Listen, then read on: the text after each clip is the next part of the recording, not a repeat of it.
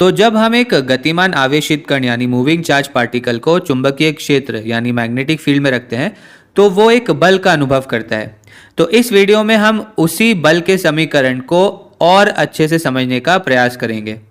तो एक गतिमान आवेशित कण पर चुंबकीय क्षेत्र द्वारा जो बल लगता है उसका समीकरण होता है कण के आवेश गुणा कण के वेग यानी वेलोसिटी का चुंबकीय क्षेत्र प्रबलता यानी मैग्नेटिक फील्ड स्ट्रेंथ के साथ जो सदिश गुणनफल होता है उसके बराबर। यहाँ पर आवेश जो है वो एक अदिश राशि है और वेग और चुंबकीय क्षेत्र प्रबलता सदिश राशियां है।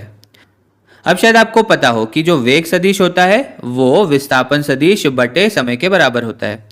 और चलिए यहाँ पर ऐसा मान लेते हैं कि इलेक्ट्रॉन का जो विस्थापन है वो L है, तो हम यहाँ पर वेग सदिश को क्या लिख सकते हैं, L सदिश यानी विस्थापन सदिश बटे समय। तो बल क्या हो जाएगा, बल हो जाएगा आवेश गुणा 1 समय गुणा विस्थापन सदिश का चुंबकीय क्षेत्र प्रबलता के साथ सदिश गुणनफल के बराबर।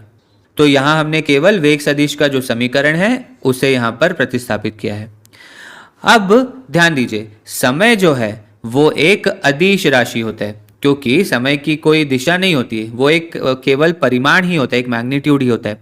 तो इसीलिए हम समय को इस ब्रैकेट से बाहर लिख सकते हैं क्योंकि समय जो है जो कि एक अदिश राशि है वो सदिश गुणनफल को प्रभावित नहीं करेगा।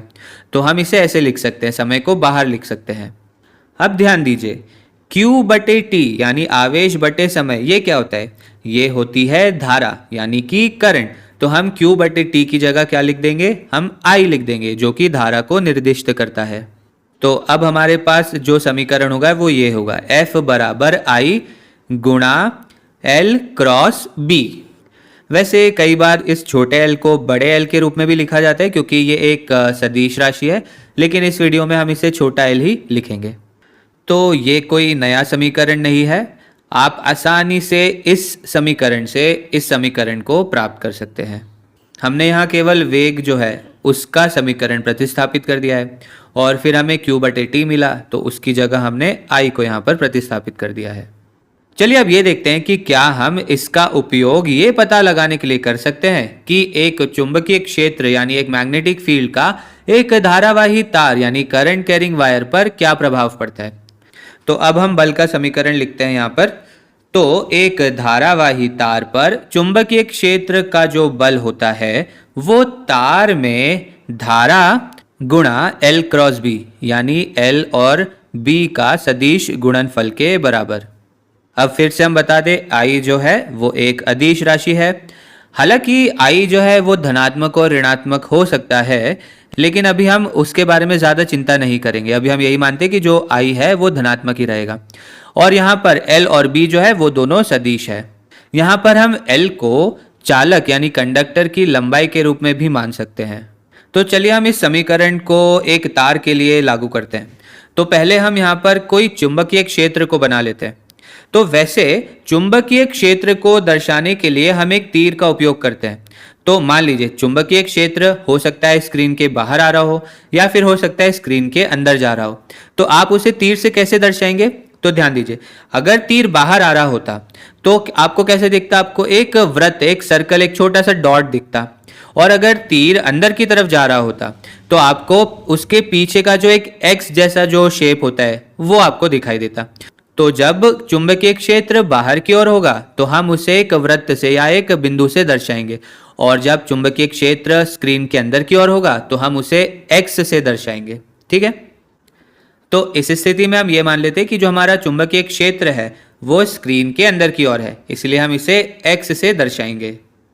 और चलिए हम ऐसा मान लेते हैं कि जो हमारी ये चुंबकीय क्षेत्र की प्रबलता है वो 1 टेस्ला के बराबर है। हम ऐसा केवल मान रहे हैं।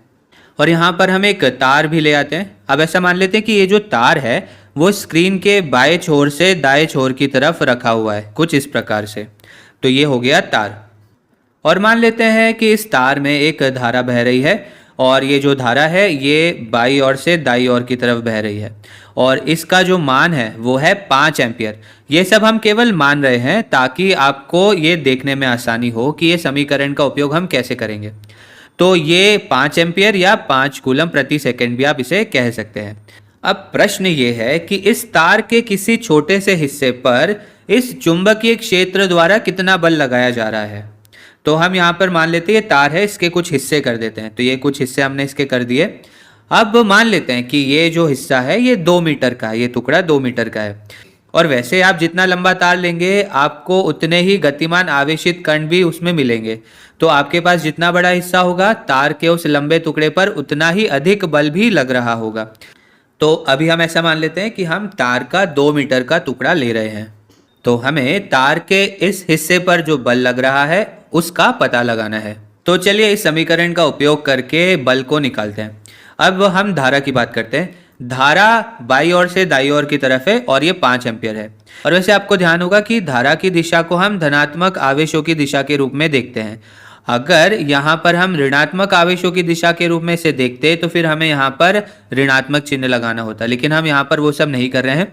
आपको केवल इतना ध्यान रखना है कि धारा की दिशा धनात्मक आवेशों की दिशा के रूप में आपको देखनी है। हालांकि हमें यह पता है कि जो तार होता है उसमें केवल ऋणात्मक आवेश यानी इलेक्ट्रॉन्स जो होते हैं वे ही प्रवाहित होते हैं, लेकिन हम केवल ऐसा मान लेते हैं कि जो धनात्मक आवेश है वे ऋणात्मक आवेशों की उल्टी दिशा में बह रहे होंगे और उसी दिशा को हम धारा की दिशा भी मानते हैं। तो धारा की दिशा इलेक्ट्रॉन्स यानी ऋणात्मक आवेशों की दिशा के विपरीत होती है। और अब एल सदिश की बात करते हैं। तो इसका जो परिमाण है वो तो 2 मीटर है।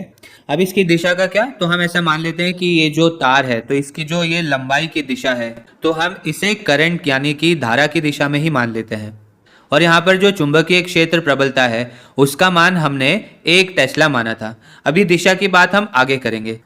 तो हम यहाँ पर इन मानों को रखें उसके पहले एक महत्वपूर्ण बात, L क्रॉस B यानी ये जो सदिश गुणनफल होता है वो बराबर होता है L का परिमाण गुना B का परिमाण गुणा साइन थीटा गुणा एक एकांक सदिश यानी एक यूनिट वेक्टर के बराबर। तो L क्रॉस B ये हो गया।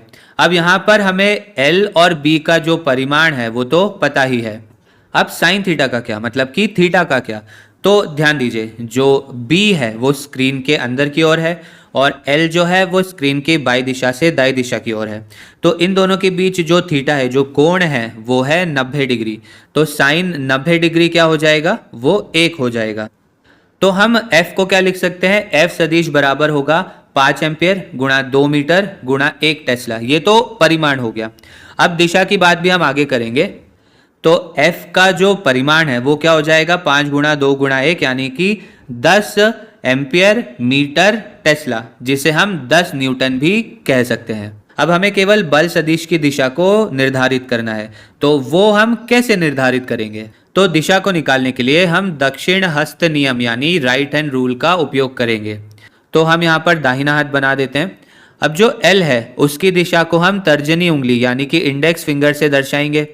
जो B है जो चुंबकीय क्षेत्र प्रबलता है उसकी दिशा को हम अपनी मध्यमा उंगली यानी कि मिडिल फिंगर से दर्शाएंगे, इंगित करेंगे। और जो बल है, बल की दिशा जो होगी वो हमारा अंगूठा बताएगा। आपको करना यह है कि आपको इन तीनों को ही एक दूसरे के 90 डिग्री पर रखना है। तो जो आपकी तर्जनी उंगली है वो बाई से दाई ओर है, आपकी जो मध्यमा उंगली है वो स्क्रीन के अंदर की ओर है, तो आपका जो अंगूठा है वो ऊपर की ओर निर्दिष्ट है। तो यानी कि इस तार पर ऊपर की ओर एक बल लग रहा है। तो हमें इस तार पर बल मिल गया है। जो बल है वो 10 न्यूटन है ऊपर की ओर। चलिए अब अगले वीडियो में मिलते हैं।